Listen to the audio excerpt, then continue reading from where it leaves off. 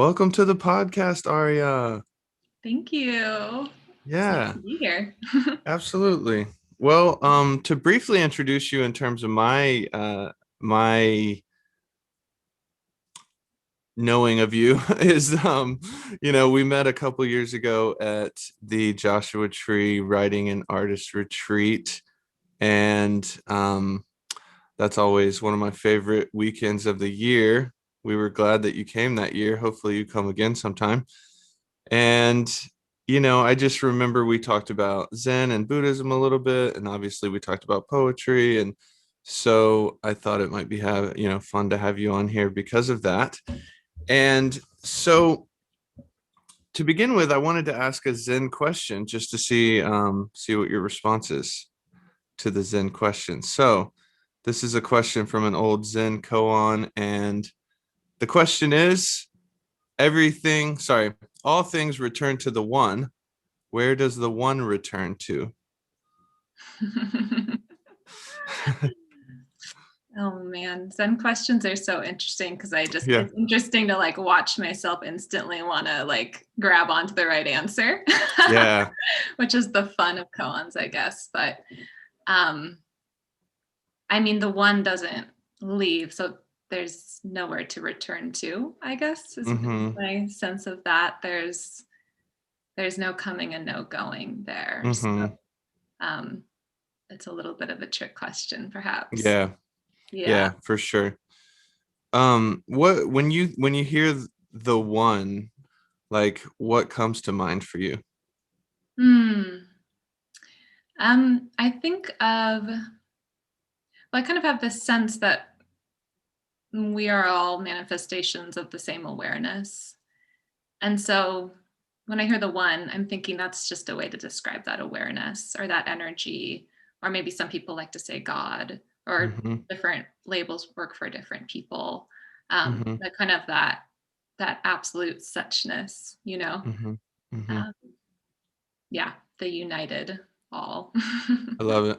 I love Yeah. it. Yeah, well, we can kind of dive into some of that a little later too. So as a way to kind of get the ball rolling here, I wanted to ask about your upbringing, and did you grow up in a religious context or a religious family? Not religious. It was pretty much like a pretty classic hippie family, I'd say, in like a hippie town. So there was a lot of spirituality around me, but not a lot of organized religion. My grandma, I think, took me to church a few times, and that was like my main like religion with a big R experience, Yeah. probably. And it didn't really resonate with me. I remember I liked the seasonality. I liked Advent season. I thought that was cool, but um, it was more like, so my family, I don't know, kind of like a potpourri of spiritual Hmm. practices, I guess. Like we went to solstice parties. We were around like astrologers and tarot card readers, and like it was very normal to, like my mom always had an altar and like, an oracle deck on the altar, and these were just kind of normal things to have around. Yeah. And my mom was also for a few years like pretty into the Kundalini yoga community. So Hmm. she kind of brought me into that. So that was, kind of an experience of a spiritual community I had, going to Hmm. like kirtan and ceremonies and classes and stuff like that. But Hmm. and then maybe when I was like 10 or so, my dad started getting into Buddhism, but he didn't really like bring that into the family at all. That was like his own thing. So these like elements were around, Right.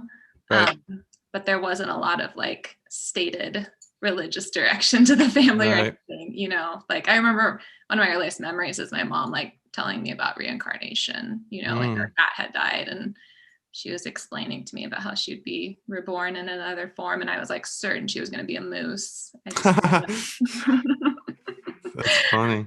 yeah. That's cool. Yeah, I mean, I'm pretty much everything that you just listed, the potpourri elements of what, you encountered growing up. Like those are all things that I'm interested in these days. But my upbringing was very much removed from all of that stuff. My family was very Christian, so I didn't encounter any of that until I started exploring by myself, you know. Hmm.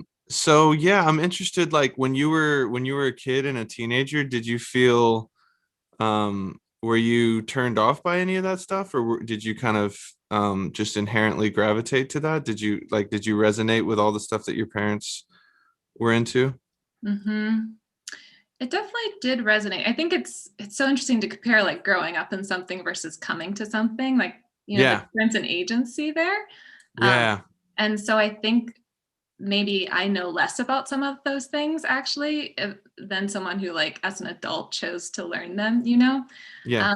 But definitely like as I was growing into be a teenager, I mean, I think I don't know, I started like a lifelong existential crisis, I think, and was just like very much looking for meaning. And um, yeah, I think what that looked like is actually, I mean, I started being interested in like Wiccan stuff as a teenager, I think, and magic. And then I got kind of interested in like Gnosticism, like Gnostic Christianity and like mysticism. And that was really exciting to me. And I think I just wanted ritual.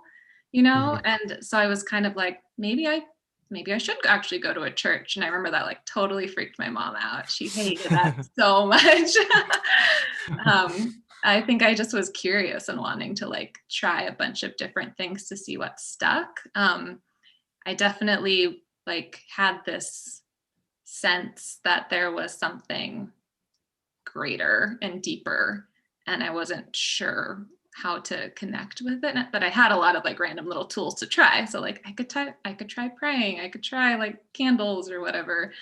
Um, and I think that's, I mean, maybe how I started writing too, because like I Mm, remember being a teenager and like sitting in math class and like not paying attention to the math and just like looking at the window and like looking at the clouds and just feeling like there was something like really intense happen, like something beautiful and also like kind of scary in the world, yeah. and feeling like I needed to like engage with that somehow and like witness it and like engage through witnessing. I think I also like benefited from reading Annie Dillard in high school. Mm, mm-hmm. um, so anyway, so yeah, I think there was like I had this kind of like mystical inclination when I was a Yeah. teenager, and then I think it was more like when I entered my 20s that I started to like really push back against the word Mm, spiritual, and yeah, it started to take on a new interesting. meaning.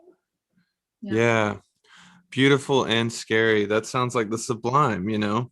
There was a time when I was like just diving into trying to research about all the different theories of the sublime throughout history. And one of the characteristics is usually kind of that simultaneous like beauty and terror at the same time. Yeah. And often that's like associated with just I guess the kind of vastness and incomprehensibility of the universe and nature that produces like the sublime experience, you know. And you know, you mentioned mysticism and Gnosticism. I'm very interested in those things. I've been reading about Gnosticism for the last year, you know, reading the Gnostic Gospels, and like I've always for several years I've gravitated to the Gospel of Thomas. I really like the Gospel of Thomas a lot, and it seems very Buddhist in a lot of ways, or it seems at least like, you know, parallel with some Eastern ideas. But um so do you feel like when you started kind of like dipping into Wicca and stuff, was that when you started feeling a closer connection with nature? Mm, I think that was always there, partially because, like, if I were to describe my mom's spiritual beliefs in any way, I would say, like, kind of animist. Like, she's Mm-hmm.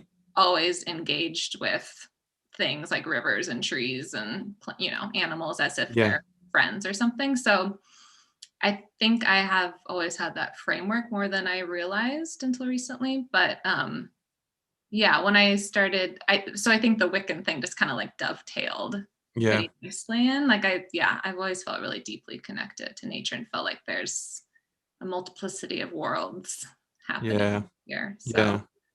yeah. Okay. And so I you said that you once you got into your 20s, did I hear you correctly? You kind of started being more resistant to the word spiritual and stuff like that. So um, I don't know. What did that look like for you? And do you feel the same way still, or have you kind of, you know, have you come into another chapter now with that? Mm, yeah. Yeah, I think I am in another chapter, but yeah, I think when I entered college, um, my awareness grew and was so much more focused on like social justice issues. Um, and at the time I was around, like I was living with some people who were very like new age spiritual, I guess I would say.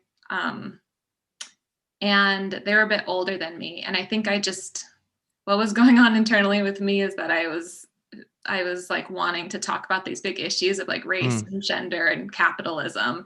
And I didn't see people in those spiritual communities talking about that. I wasn't deeply in those communities either, but what I felt like I was seeing was a lot of like privilege that was yeah, like unacknowledged, a lot of white privilege, a lot of financial privilege, and a lot of like I think I was really like running up against this issue with like gender binary too. Like a lot of like I was trying to figure out how I felt about all this like masculine and feminine talk, you know?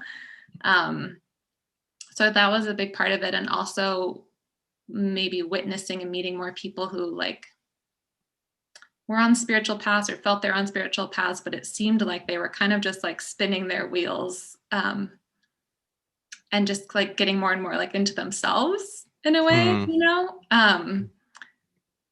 Maybe not, like I would hope that a spiritual practice like helps you see ways which you can be like of service in the world too, I think that's a part of it. And yeah, I guess I wasn't seeing that with certain people. So I think also just my group of friends didn't identify as spiritual, so it wasn't like cool to be spiritual, yeah, yeah, yeah. Hmm. um so that was kind of where I was at that point. And trying to figure out, like I knew I still felt like this connection to that beautiful terrible whatever thing, Yeah, but I wasn't sure like what imagery I wanted to use, what yeah, symbols, so it felt kind of confusing. And kind of what ended up happening is I went down this plant path of studying with herbalists and studying plant medicine, and that's what kind of brought me back into, I guess, kind of a more spiritual practice, because I was interacting with plants also in a spiritual way, like in a physical way too, of like right. making tinctures and stuff. But part of that was also like meeting plant spirits and communicating with plants and stuff like that, and kind of visioning and things like that. So that brought me back to kind of finding my place, which is I Yeah, think ultimately this like earth-based spiritual practice. And then around then also like kind of in my later 20s, I started like spending time with Buddhist communities as well, um, specifically Buddhism, as taught like by Thich Nhat Hanh in the Plum Village tradition. So, mm-hmm. and then also some Japanese Zen, and now I go to a Soto Zen temple. But anyway, so yeah, there was kind of this like going away and questioning in my 20s, and recently more of it coming home. Yeah. Wow, you made some good points there. I mean, I know that some new age communities often fall into that trap of what you're saying, maybe like spiritual bypassing or narcissism slash like deep egotistical behavior that's like getting masked by spiritual performance or something. And like a lack of conversation about the issues that you were talking about, and you felt like that was missing in those communities. And part of the reason why it was missing was because of privilege and stuff like that. So you made some really good points there, and it makes me interested in now that you've like made another turn in the bend or whatever. Do you how does your own spirituality and your engagement with Buddhism and even plants how does that, what's the relationship between that and more social and political issues, and you know, a desire to confront those issues and navigate those issues and not be passive or removed from them while still having a spiritual practice? Like, where do those two things intersect for you nowadays? Yeah, so such an important question. Yeah, I think that's part of the reason I like Thich Nhat Hanh too, is because he got kind of championed or came up with the term engaged Buddhism. You know, that was Yeah. such a part of his life and his teaching now, the importance of like talking about these things and being physically engaged outside of the practice space. So,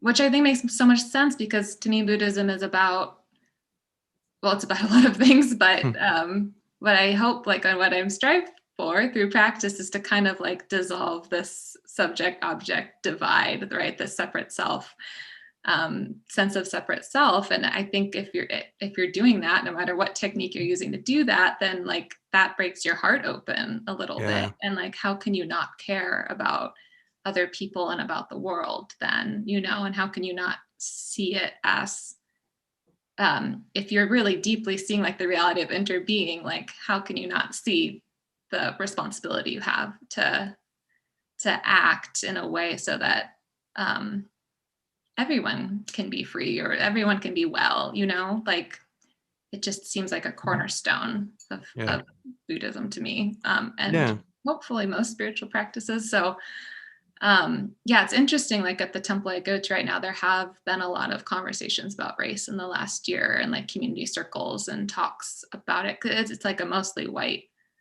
maybe entirely white community.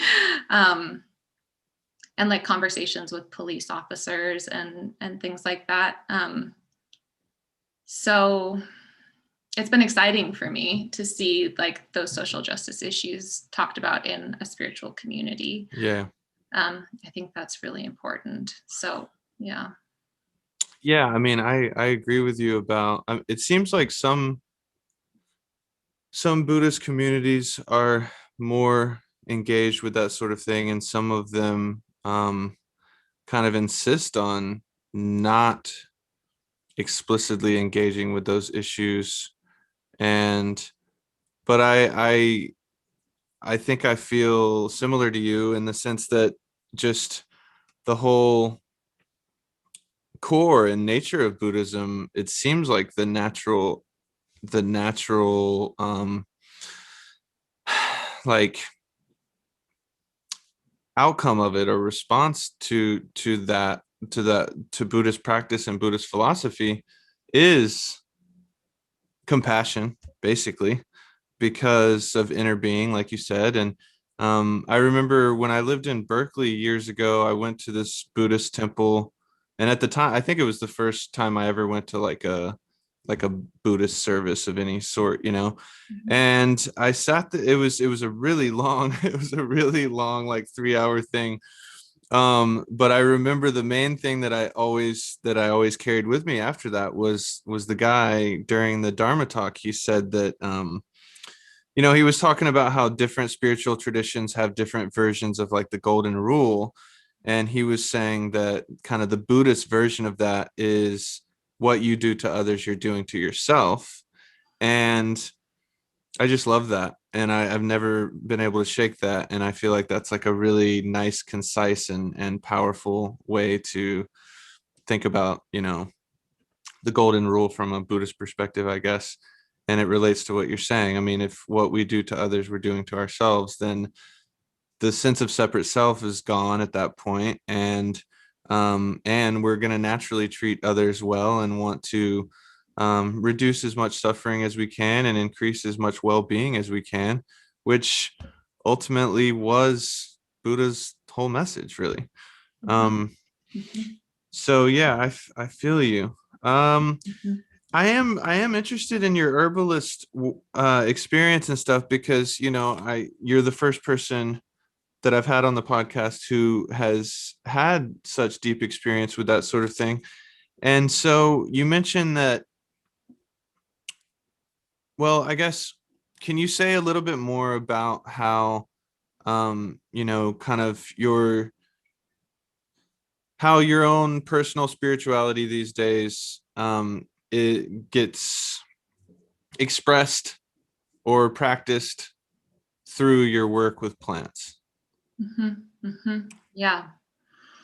Yeah. So I see working with plants as kind of like it's another place in which I practice like not having that subject object divide, right? Like it's Nice. another place to practice being in deep relationship. I think of the word intimacy a lot, like in I terms like of it. my spiritual practice, like no matter what, if it's Buddhism or whatever it is, I or love it. writing, like I'm wanting to practice intimacy, if that's intimacy with the present moment or my breath or whatever with a person.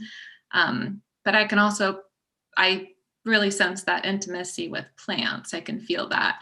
And I'm kind of able to like get into this place where, yeah, it doesn't feel like such a divide between me and a plant or a tree or whatever it is. And so right now, like I guess I'm really like attuned to the seasons and the plants that are around me and in this ecosystem. Um, so I like to, like, part of being in a relationship for me is like visiting, communicating, and making offerings too. Um, Whether or not I'm harvesting a plant, because I do like go out sometimes and I harvested nettles a few weeks ago, and I'll harvest some other things throughout the year. So that's a way in which I'm like deeply interacting with the plant, and like hopefully asking permission for the harvest and making an offering back and practicing reciprocity. Um, but maybe I'm just going to visit, like I live near a jogging trail, and I just was like running the other day and just greeting like everybody I see, and I was alone, so I could say it out loud without being embarrassed of just like, hey Rez, hey cow parsnip, Yeah. like you all are so beautiful. It's trying to be a That's awesome. cheerleader. Yeah, I love it. Yeah. Intimacy. I like the emphasis on intimacy. That's a really great word. And Yeah. um, I mean, for some reason, the first thing that pops into my head these days about that is that not knowing is most intimate or whatever. And so I guess as a spontaneous question around that, is that part of your practice, like embracing not knowing at all? Or yeah. Oh yeah. Yeah. I feel like that's so much of my practice. Like I do not want to pretend to really know what's going on, like Yeah. I don't even think humans can grok Yeah. even like a part of what's going on. So I know some people who are like active practicing witches who went to like mystery school. I think that's like kind of what they call it, right? Mystery schools. And I love that because I do think the mystery is like it's a mystery and we're not going to figure it out, Yeah. and kind of dance around it and maybe pull some pieces out. But Yeah. yeah, what we know, what I don't know is huge. And I bow down to that and Yeah. accept it. Yeah. Yeah. Yeah. I'm working on a book right now that is not poetry. It's a book of prose about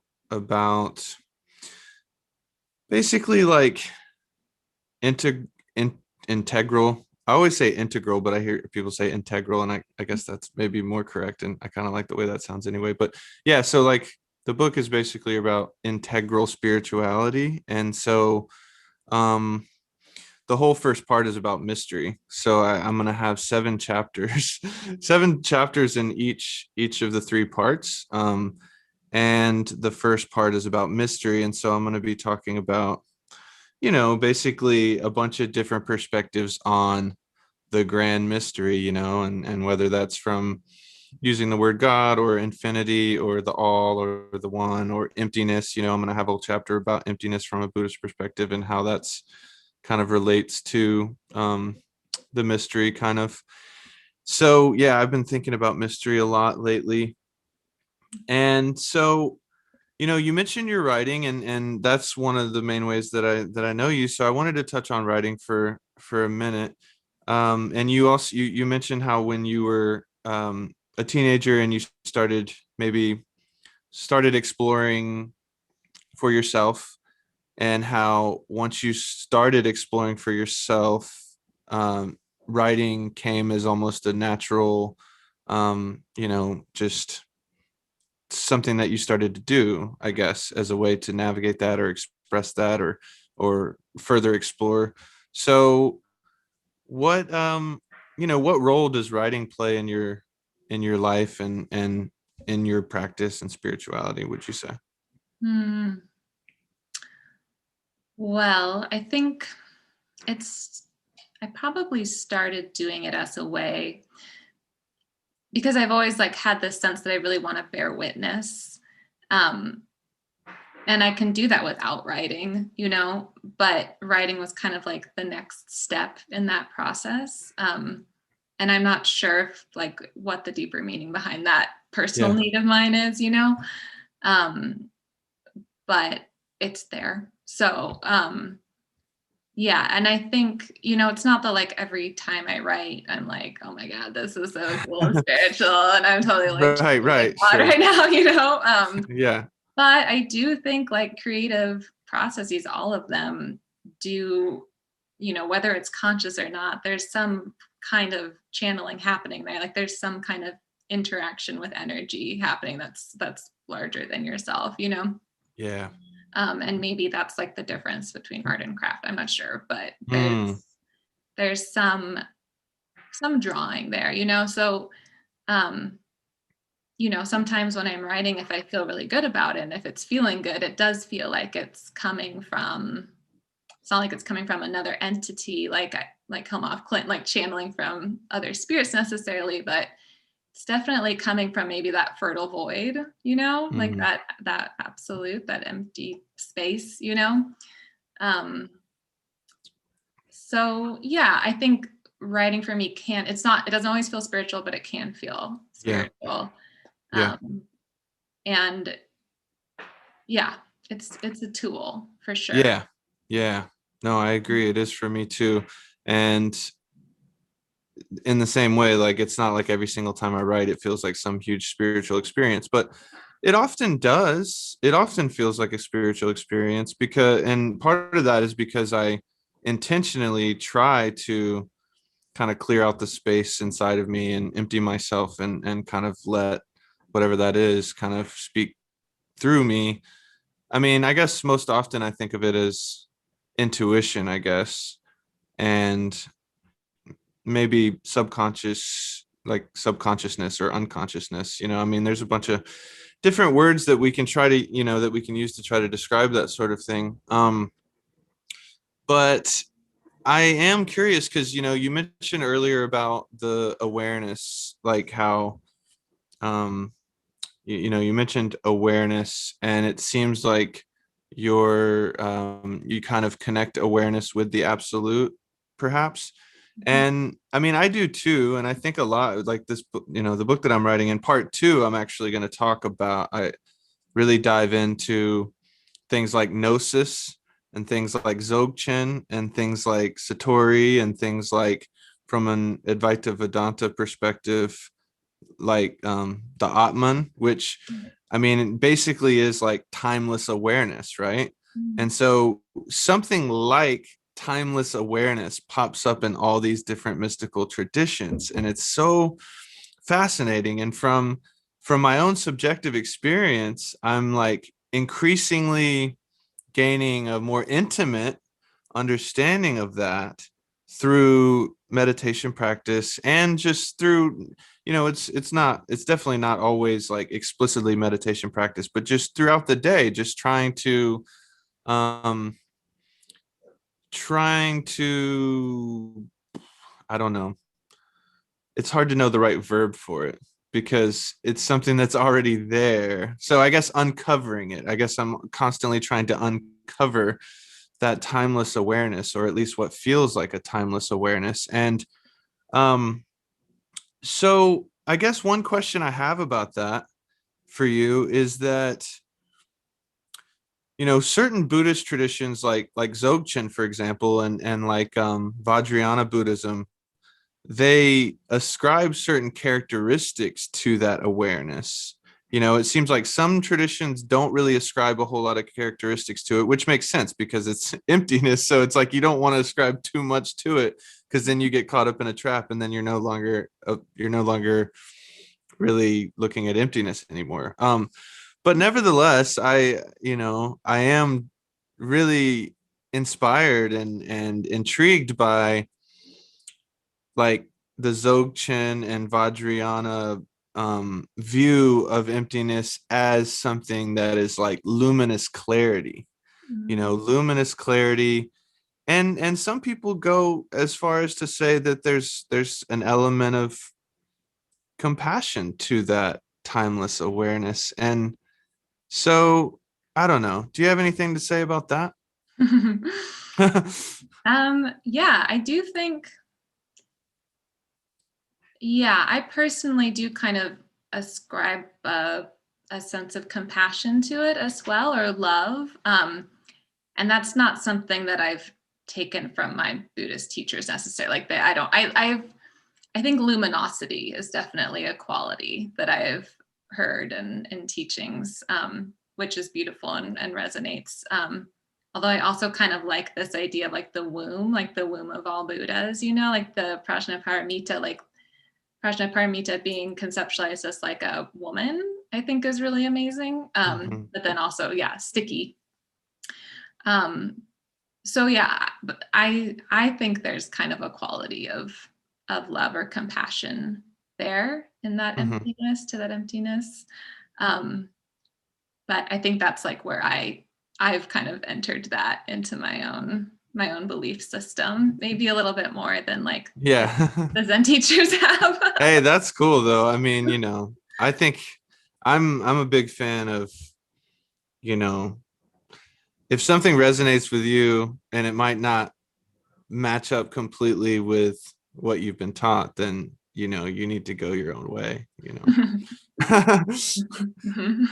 But yeah, I guess I asked that mainly because I'm just so interested in that topic. But in the context of writing, it gets really tricky because it seems like to me that the timeless awareness is just this awareness that is conscious of arising phenomena and conscious of the changing world and changing sensations and emotions and thoughts, but the awareness itself is kind of, I guess you could say, like unchanging or unconditioned. But then when it comes to creativity and writing, and like you said, the fertile void, and I I like when it comes to, I guess, the generation of ideas or images, or this generative quality um to emptiness when applied in a writing context. And so I'm continuing to try to navigate like whether that generative quality is a quality of timeless awareness or if it's something else. And I think that that's why I mean, you mentioned the whole masculine feminine thing and how that can be like slippery and hard to really, I mean, it's sticky maybe, like you said. And that's true. I mean, I guess I still, when I do think about archetypes a lot and stuff, and so on an energetic and archetypal level, I still use feminine, masculine, those terms. And I, as far as like tantra, like tantra in the, especially Shiva and Shakti, and I really like that. And I like to, I think that coming out of like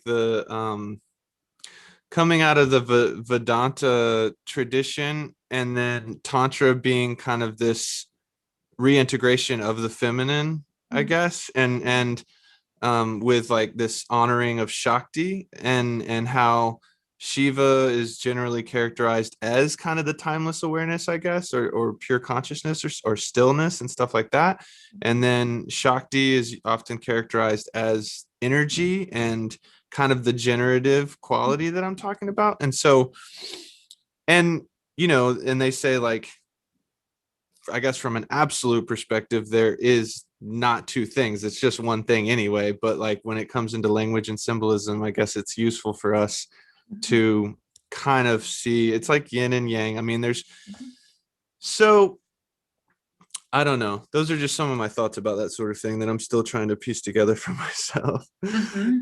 Um, Yeah. so, I mean, you've mentioned it a little bit, but generally in these conversations, I try to talk about like three main branches, practice, philosophy, and experience. And you've talked about your practices some, and I assume since you go to a Soto temple that you do like Zazen pretty regularly.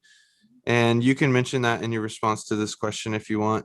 Um, well, yeah, before we touch on any of the other branches more, I guess let's dip, just kind of make sure that we talk about everything we need to talk about with practice. So, you have your working with plants, obviously, is a huge practice for you. And writing is a huge practice for you, or at least a practice. And can you say anything about any other practices that you have that help you align yourself with like the life you want to live, basically?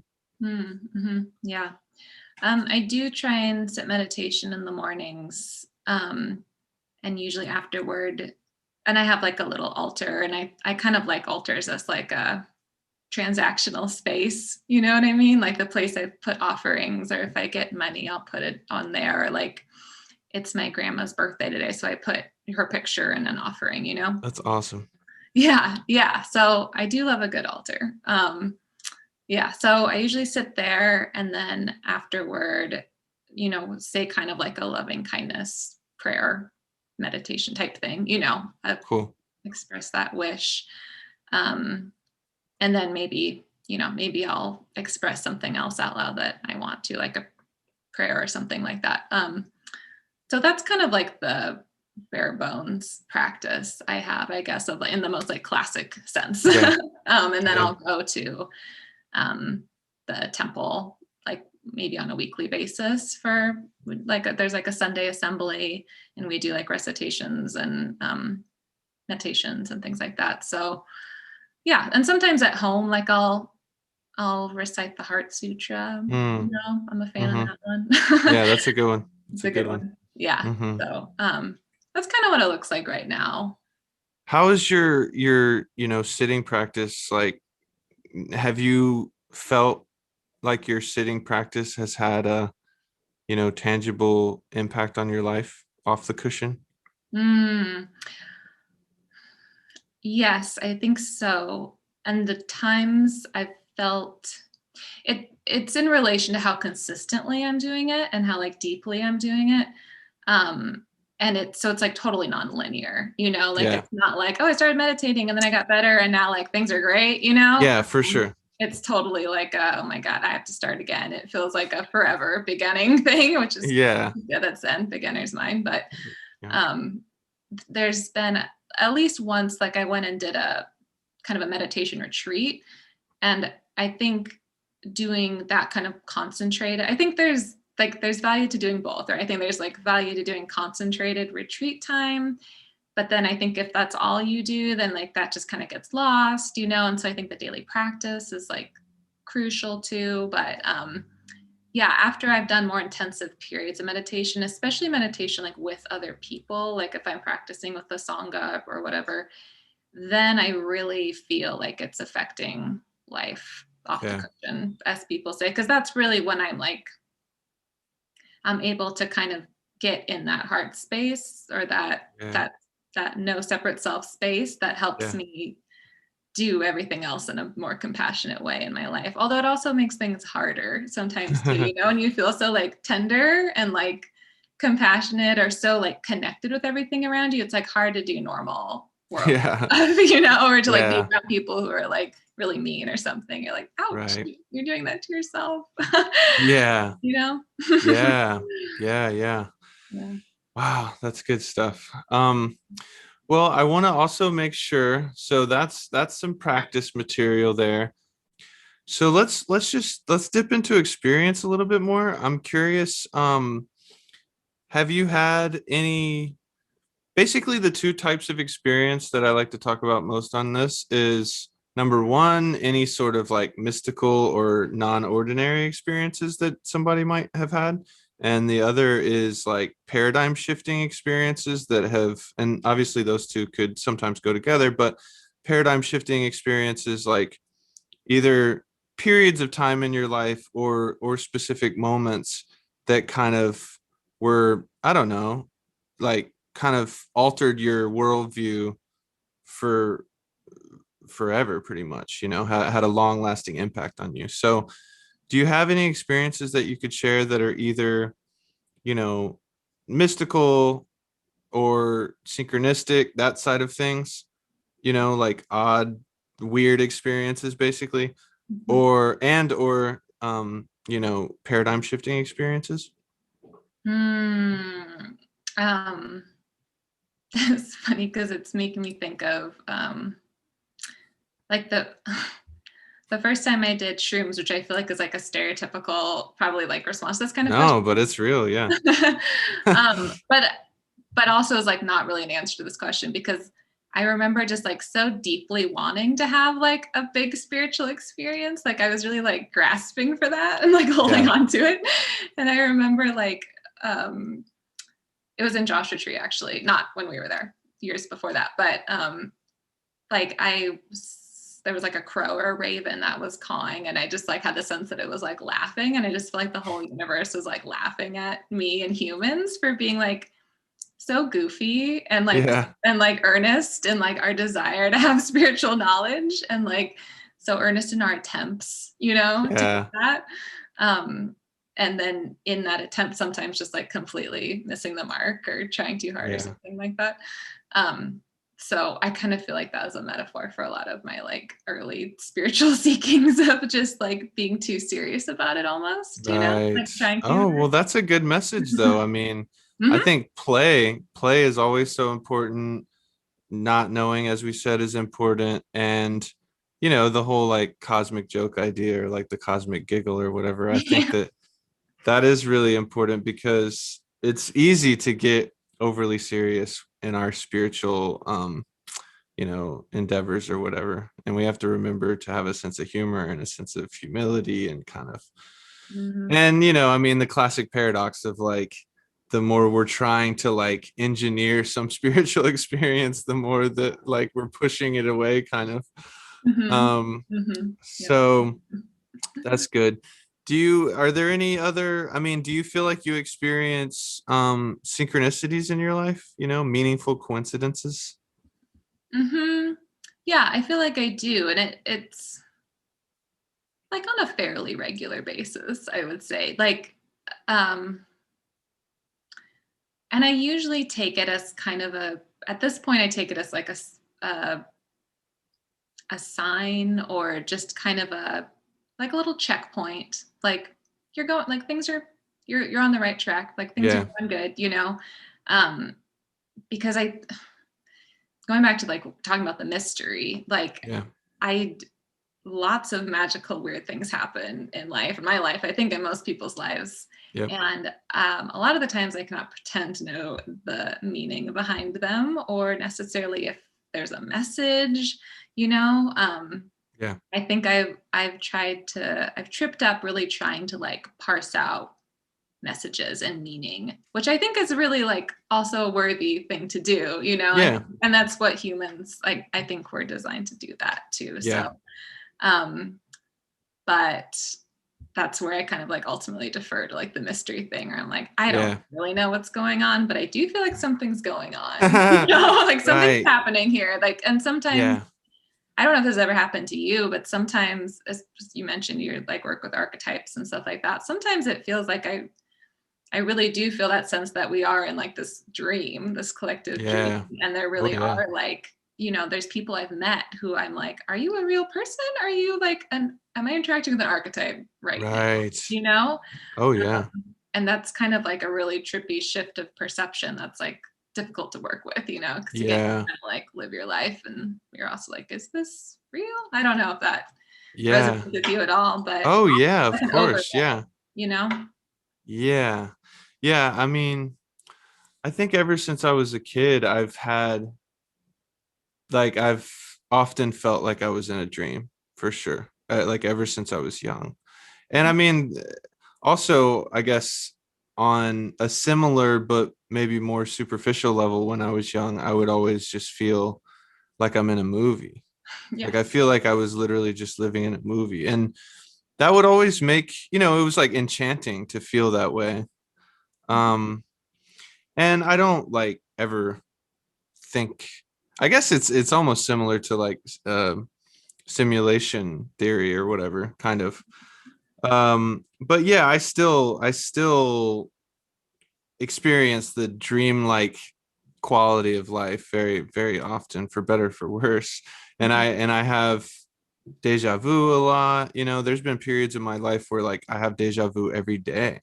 Wow. And so that's, I don't know. I've always been, I guess I've always kind of naturally had those kinds of experiences and that type of inclination. And then that makes me, more and more interested in like magic and mystery. And um I guess the only other thing I want to say about what you said is that um yeah, kind of realizing that it's okay to try to make meaning of these weird things, and it's like we shouldn't just completely suppress that part of us that wants to do that and connect dots, but at the same time we have to like hold these things lightly. And similar to what you said, I think it's just important to acknowledge that these very strange things happen to pretty much everybody, like you said, even people who claim that they don't believe in that sort of thing. Those things usually still, on one level or another, those things do happen to people, most people. um but yeah, so I think it's important to acknowledge that life is far more mysterious than we usually assume. But then at the same time, we can't, to make some sort of conclusive claim about what it all means, or some, even if there's a synchronicity, and be like, no, I know that happened definitely because of this. And it's like, well, no, I mean, like, so it's kind of the balance between acknowledging that those things are real, they do happen, and something's going on, but then at the same time not being so quick to jump to a conclusion and be like, this is exactly what it is. That's where I'm at on stuff like that. Yeah, totally. I mean, I know you use tarot, and I like there was a period of time where I was really into tarot, and then I just realized I like didn't feel skillful enough with it. Then in the way that I was like clinging onto the stories, Mm-hmm. that I was using it to like try and figure out meaning, and then like Mm-hmm. attaching to those stories, and I like couldn't really figure out how to not do that, so I had to step Mm. back. But Oh, okay. yeah. Yeah, well, that's skillful to realize that you needed to step back. I I might look back and feel the same way about it. I mean, I definitely am constantly trying to unpack the significance, my like basically unpack my own interpretations of the cards. But it's very, I guess my approach to that, as well as pretty much my approach to spirituality in general, is like experimental. Mhm. So and that's been helpful for me to just have that word like associated with spirituality for me, because it keeps me just being playful, and it keeps me like I don't get too tied to one given thing, and so I journal about tarot cards and stuff, and just what they mean at the at my present in my present understanding of them. But like my interpretation constantly changes, and I embrace that, and I love that. Like I don't want to just have something set in stone when it comes to that. um So, at the end, I usually ask one or more of these three questions that I have. Like, I try to start with the Zen question, and then I have these kind of three questions at the end. But I feel like we've touched on, one of them is like, what is the role of magic in your spirituality, which we kind of just were touching on. And then another one is, what is the role of love, which I feel like love is a big part of your spirituality. And you've kind of touched on that in terms of compassion and service and stuff. And I mean, you can say more if you want about either magic or love, but Um, the I guess before I ask this final one, is there anything else about magic or love that seems important to mention for you? Hmm. Those are two like huge words. Yeah, Like I I don't know. I even know. like magic. I'm just like there's so many ways to use that word even, Right, of because I like course. think Yes. of like my witch friends who like really actively practice magic, Yeah. and then there's magic in the like way of describing something being beautiful and mysterious, Right. Right. Right. Um, so, I'm not like a skilled witch or anything, but Yeah. I do feel magic present and I do try and engage with that Do energy. you feel So like when your altar stuff, like when you set intentions or vows or do some sort of prayer or something at your altar, like do you think about that in the context of magic at all or no? I do, yeah, because sometimes I'll do like little rituals as well. And I mean, we do rituals through Buddhism as well. Yeah. And I do think of magic as being like, harnessing energy for some intention, maybe, or working with Yes. energy to summon, right? Channeling it. Um, so yeah, in that way, I do think of like, especially altars, like something about the ritual of being at a space and having like things represented because you're using symbolism too. I do think of that as being magic. Totally. Yeah. Awesome. Well, my final question is, so in addition to the five senses, what would you say is the sixth sense? Interesting. um, hmm.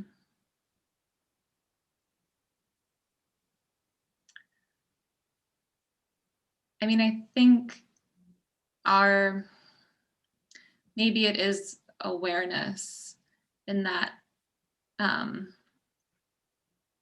like I'm thinking about relationship and like interaction with plants, for example, or something that, so like interaction with the spirit. Like there's there's a sense there that you're using, um, to connect with that other energy. Um, and maybe I don't have a great word for that, Mm, but it's some form of perception, I guess, that's yeah, not the five classics. yeah. So maybe like an energetic perception, Mm, I like um, it. or a spiritual perception. I'm not sure how to Right. sum that up, Yeah. but yeah, yeah. Okay. I like that. I like that. Well, this has been really fun. I hope you had fun. I did. Yeah, this was fun. It went really quickly. Yeah, it was a cool, I don't know. I have so much fun with these and I'm getting addicted to doing these podcasts for better for worse. Yeah, I bet. Yeah, it's really cool. So I'm glad I got you on. And I guess before we close out, is there any you know, anywhere online that people could either find your writing or anything associated with like your plant work? Mm. Yeah, I guess there's not a lot to find for me right now, but Hmm. I am on Instagram and sometimes I talk about both of those things there, Nice. and perpetually have plans to talk about them more, whether or Yeah, not that actually happens. So yeah, my Instagram handles Aria_Giselle. perfect. um, and yeah, I think that's the main place. I'm always like, I've been dancing around like starting a newsletter for the last couple of months, but it hasn't That'd be happened fun. yet. Yeah, Yeah. I think it would be really fun of bringing in some of these things that we talked about, and Yeah, plants and poetry and all that stuff. So absolutely. I'd love for that to happen. Well, best of luck with everything Thank you. You too. and reach out to me whenever if you have anything that crosses your mind about any of this stuff that you think I might be interested in. And I'll let you know when the episode's up. Yeah. Okay. Awesome. Thank you. Yeah. And likewise in terms of passing things my way. For sure. For sure. All right. Thank Okay. you. Peace. Bye. Take Bye. care. You too.